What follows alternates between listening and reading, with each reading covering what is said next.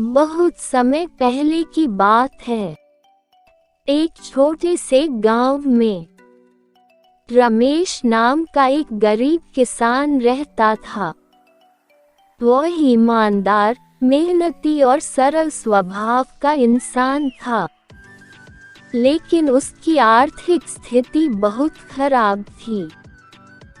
उसके पास थोड़ा सा खेत था, जिससे वह मुश्किल से अपना और अपने परिवार का पेट भर पाता था।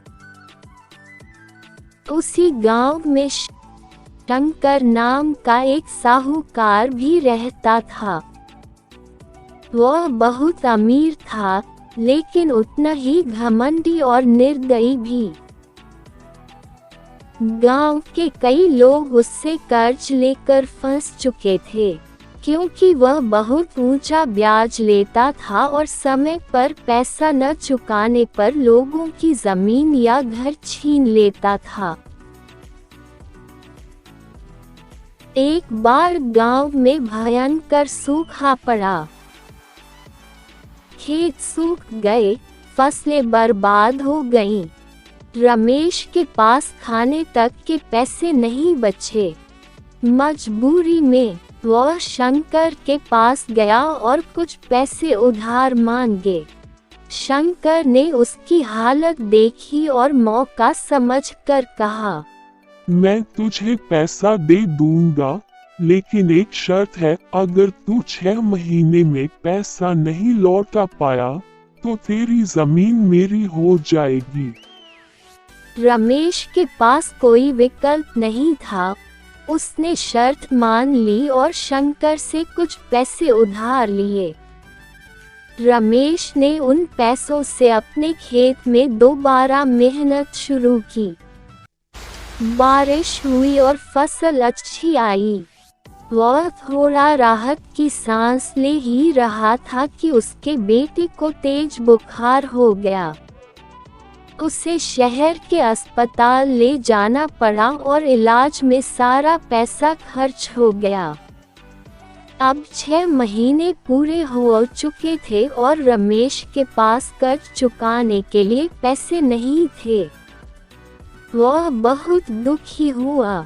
अगले दिन शंकर उसके घर आया और बोला, अब तू मेरी जमीन खाली कर दे। समझौते के मुताबिक अब वह मेरी है। रमेश ने हाथ जोड़ते हुए कहा, मुझे थोड़ा और समय दे दीजिए साहूकार जी, मैं जरूर चुका दूंगा। लेकिन शंकर नहीं माना। उसने पंचायत बुला ली और रमेश की जमीन हड़प ली। गांव के सभी लोग ये देखकर दुखी हुए, लेकिन किसी में हिम्मत नहीं थी कुछ कहने की। रमेश टूट चुका था, लेकिन उसने हार नहीं मानी। उसने एक अमीर किसान के यहाँ मजदूरी शुरू कर दी और हर दिन सुबह से शाम तक मेहनत की। कुछ सालों में रमेश ने इतना पैसा जोड़ लिया कि उसने गांव में एक नई जमीन खरीद ली। उसने अपनी पुरानी तरह की मेहनत और ईमानदारी से वहां खेती शुरू की और धीरे धीरे एक सफल किसान बन गया। इधर शंकर की हालत खराब होने लगी। उसकी लालच और घमंड के कारण लोग उससे कर्ज लेना बंद कर चुके थे। उसकी आमदनी घटने लगी और धीरे धीरे वह कर्ज में डूबता गया। एक दिन शंकर बीमार पड़ गया और इलाज के लिए पैसे नहीं थे। वह रमेश के पास पहुंचा और मदद मांगी। रमेश ने उसे देखा और मुस्कुराते हुए कहा, आपने मेरी जमीन छीन ली थी जब मैं मुश्किल में था, लेकिन मैं आपकी तरह नहीं हूँ। आइए, मैं आपकी मदद करूँगा। रमेश ने न सिर्फ शंकर का इलाज करवाया, बल्कि उसे अपने खेत में काम भी दे दिया। शंकर को अपनी गलती का एहसास हुआ। उसकी आंखों में आंसू थे। उसने रमेश से माफी मांगी और कहा, तू सच्चा इंसान है। मैं तो अमीर था लेकिन इंसानियत खो चुका था।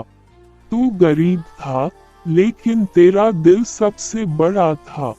उस दिन से गांव में एक नई कहानी चल पड़ी, गरीब रमेश जो दिल से सबसे अमीर था।